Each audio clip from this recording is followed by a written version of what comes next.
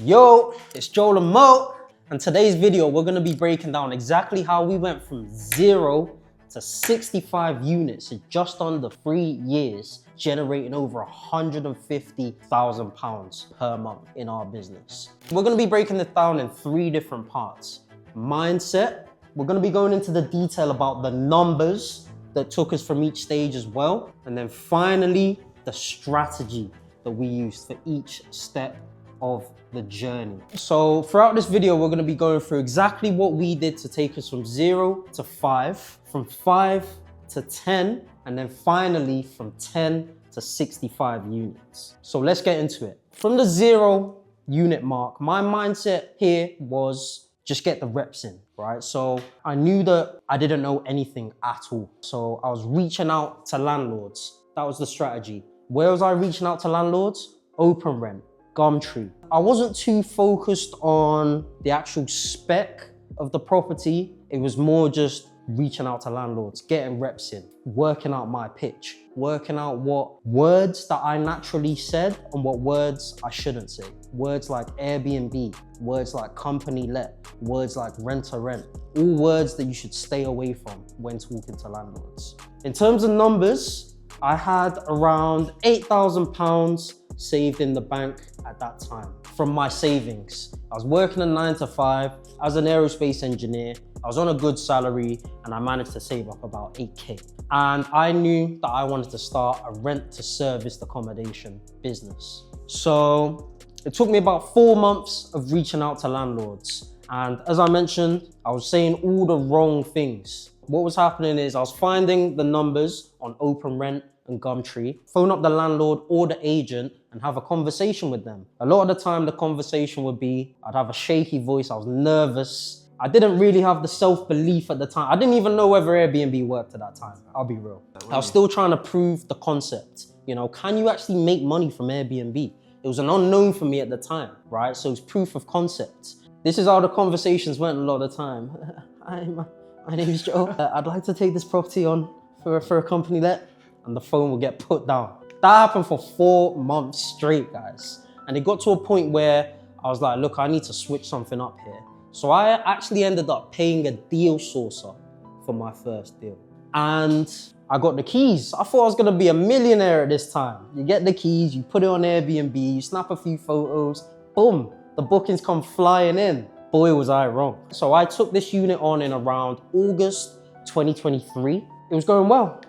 Peak summertime, you know, August, peak summer. The bookings were flying in. I thought I was gonna be rich. But then October, November came and I started losing money and paying money out of my own salary. Do you know how painful that is, guys? When you're working so hard for something, you've put in all this work, you're meant to be making money and you're losing money.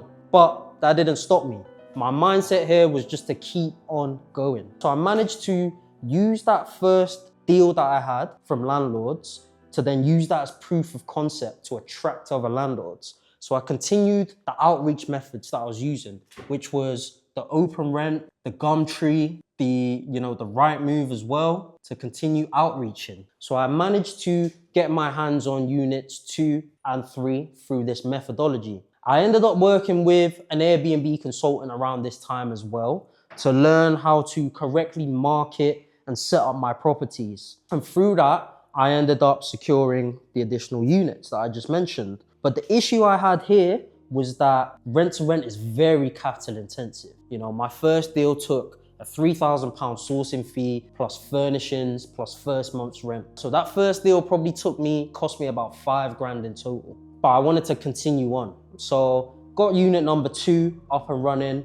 Unit number 3, I actually ended up using credit cards and the loan to secure that as well. So that was my strategy around units number 2 and 3. The money was coming in, money was flowing, everything was good. But I reached another bottleneck where I ran out of money because the deals that I was taking on, it was taking me about 8 to 12 months to recoup my cash from those original deals. So deal number 4, I believe, I ended up taking investment from a very good friend of mine. So we've mentioned 3 different sources of financing a deal just now. Way number 1 was personal savings, as I mentioned. Way number 2 was creative financing. What I mean by that, guys, is, you know, credit cards, loans, that sort of thing. And then way number 3 was investment. And that's how we managed to bootstrap to 5 units in the first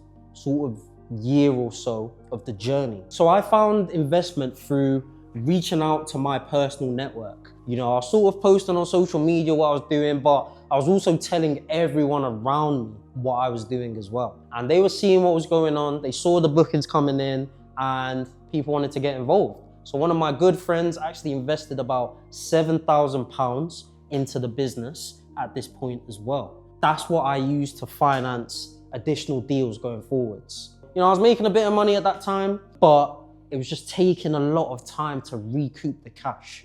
And that's when I met Mo. And so by that point, I had done quite a lot of research on exactly what was your best return on investment. And I realized that larger units, which had a higher spec, was a really good place to put your money into. And at the time, I didn't have that much money, very similar to Joel. I had around £8,000. Yes, I could have went out and got a deal on my own, but I also realized that diversifying my portfolio was the best way to do this in a risk-free manner as well.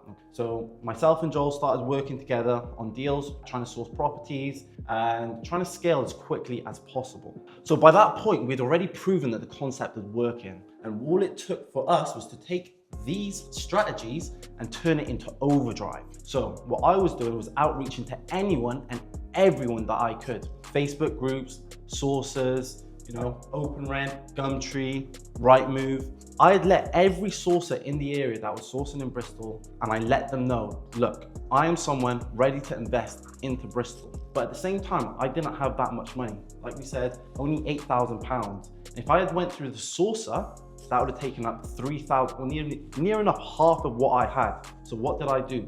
Ended up going to OpenRent and messaging every single landlord that I could find, to the point where my OpenRent accounts was getting blocked.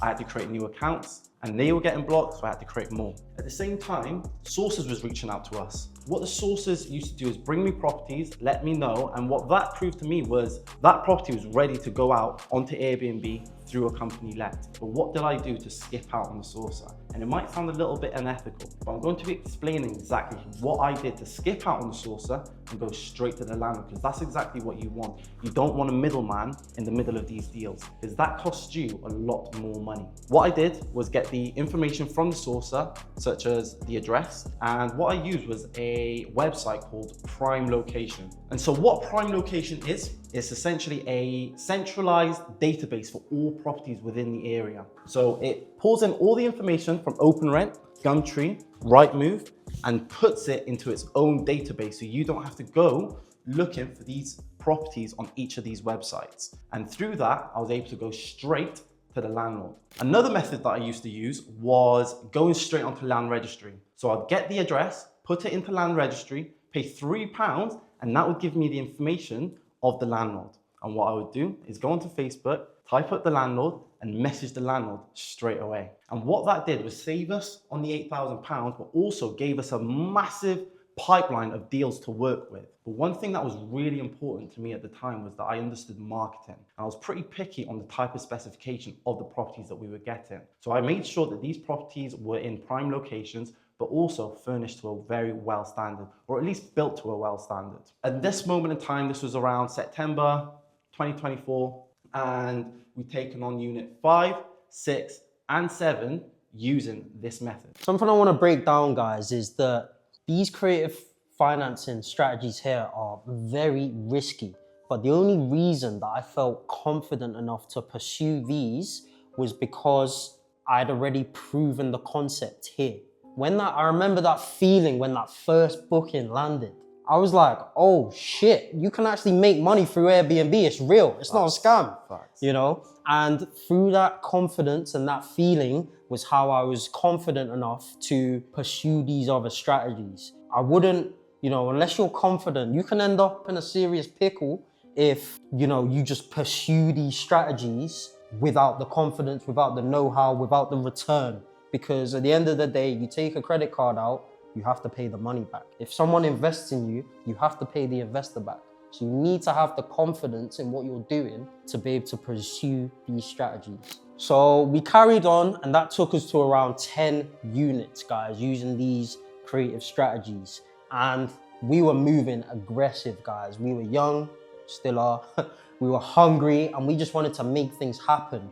But in our naivety, I guess, at the time, we probably scaled a little bit too aggressively, and our strategy was probably a little bit inaccurate, let's say, because what ended up happening is we ended up spending about £30,000 in a month, taking on new properties, paying deposits, paying the rent, furnishings, without accounting for how quickly that money was coming back in. And why that was important was because with rent to rent, your rent is due every month on the month, and we didn't account for that. So what happened is we spent all of this money, but there was no money in the bank to pay the rent when the due date came. And that led to a very, very stressful situation where we owed over £20,000 in rent, and we didn't have the money to pay it. So what we had done is passed it off to another provider who's doing care homes. So he'd taken on the deal and covered the rent roll. So that covered us for £8,000,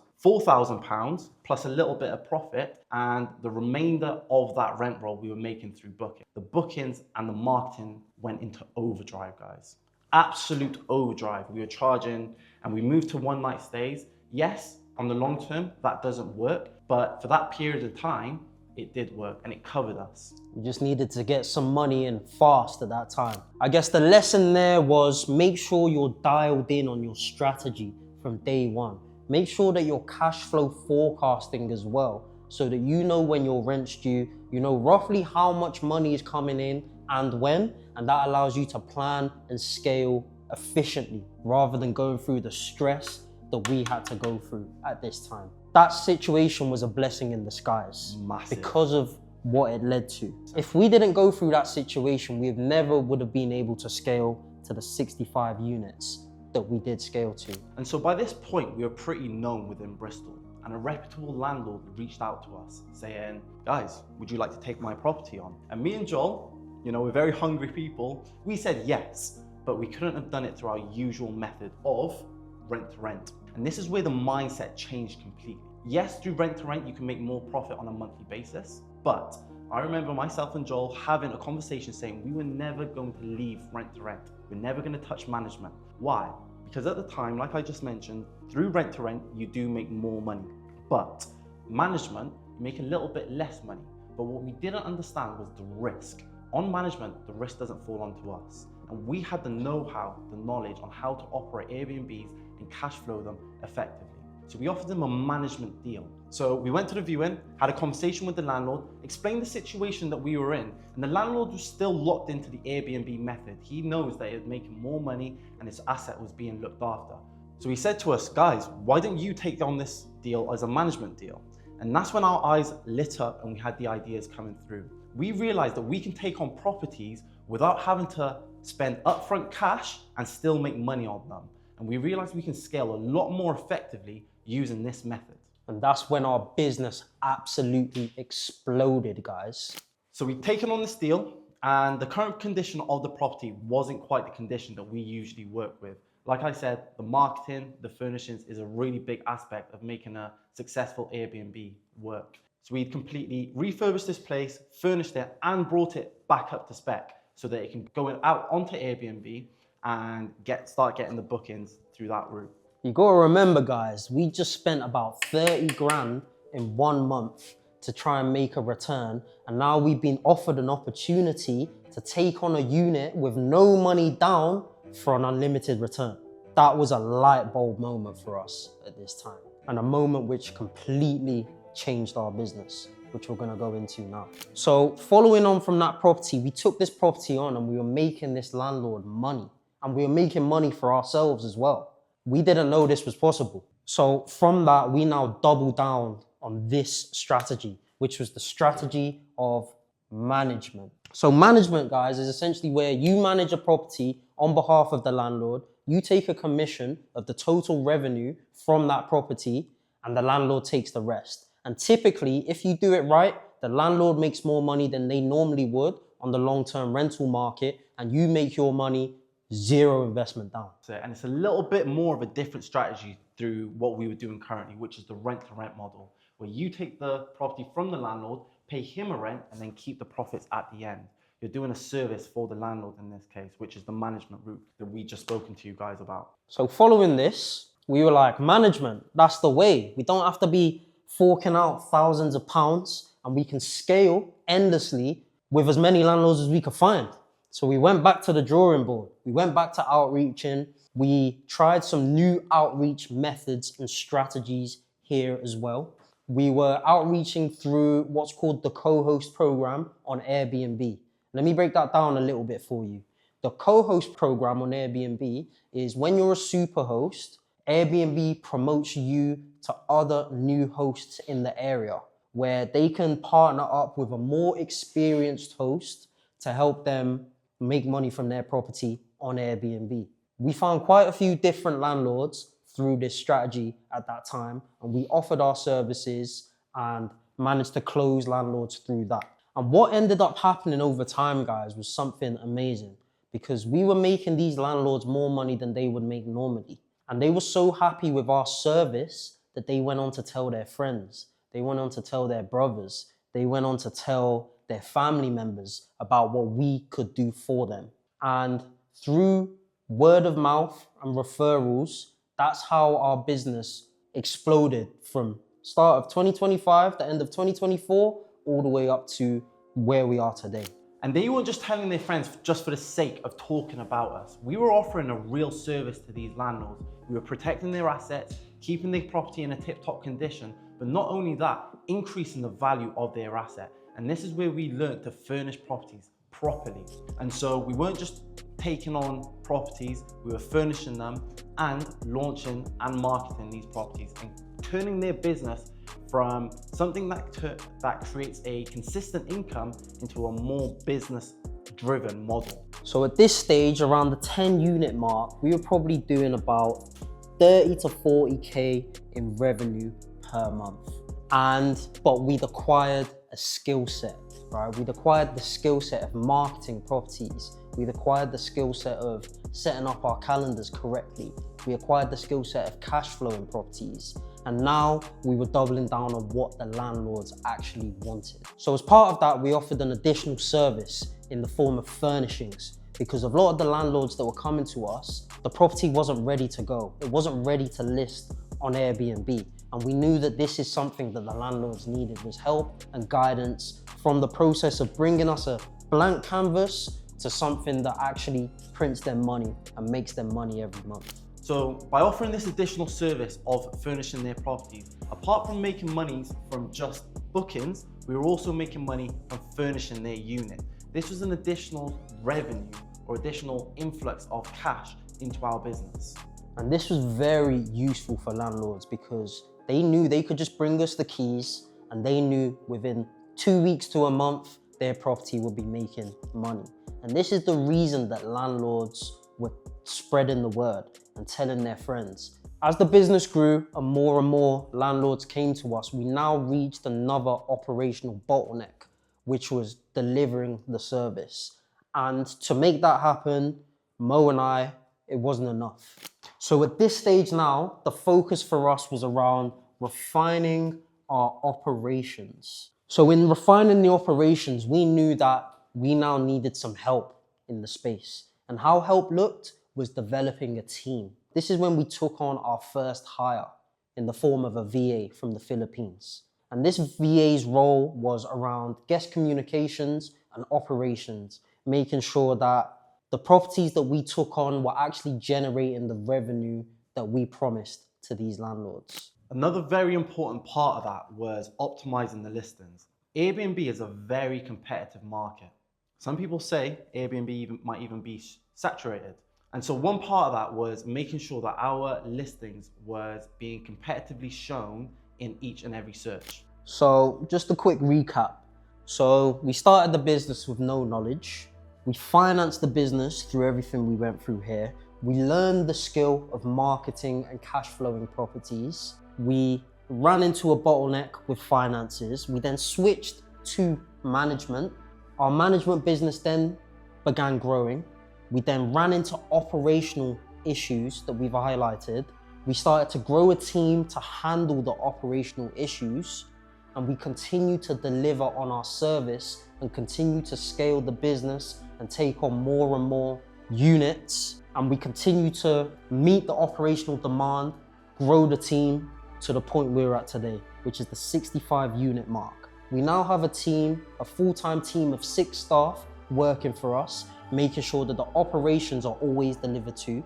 We now have a solid deal flow of landlords coming to us on a consistent basis. And we now have a business that's generating us over £150,000 per month. So what was your mindset throughout this journey then, Mel? So we were very driven from the start, and that never changed from 0 up until 65 units, and it's still not going to change once we hit 100 units and then even 1,000 units. We're very driven individuals, but what did change was how we pivoted throughout this journey. But what took us from the 10 to 65 units was making sure we were delivering on the operations. And that was the mindset switch that myself and Joel had.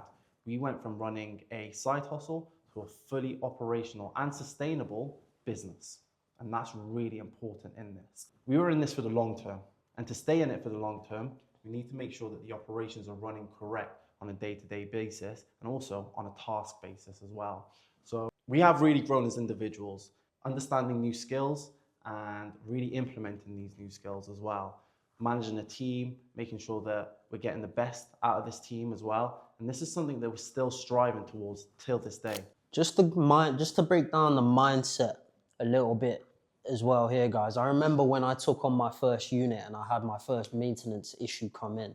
I'll be real, I was pissed off. I thought, I've got my first unit, I should be making money. Why am I getting bothered with problems? That's not how this is meant to go.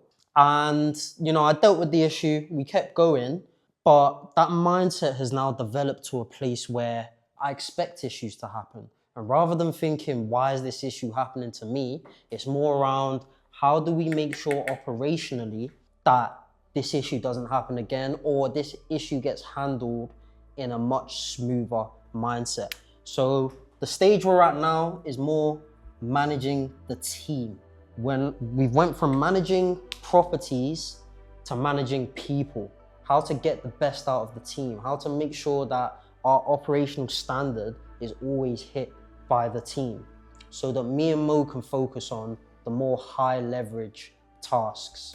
And so if you guys want any more details on a complete breakdown of how we did each of these strategies, reaching out to landlords, doing the creative finances, raising finance as well, or even managing a team and how to manage an Airbnb business on a day-to-day level, feel free to drop a comment in the comment section below, and we'll be more than happy to break this down for you guys. And if you guys enjoyed this video, got any value from this video, hit that subscribe button, drop us a like on this video, reach out to me and Mo on socials, and we'll see you on the next one.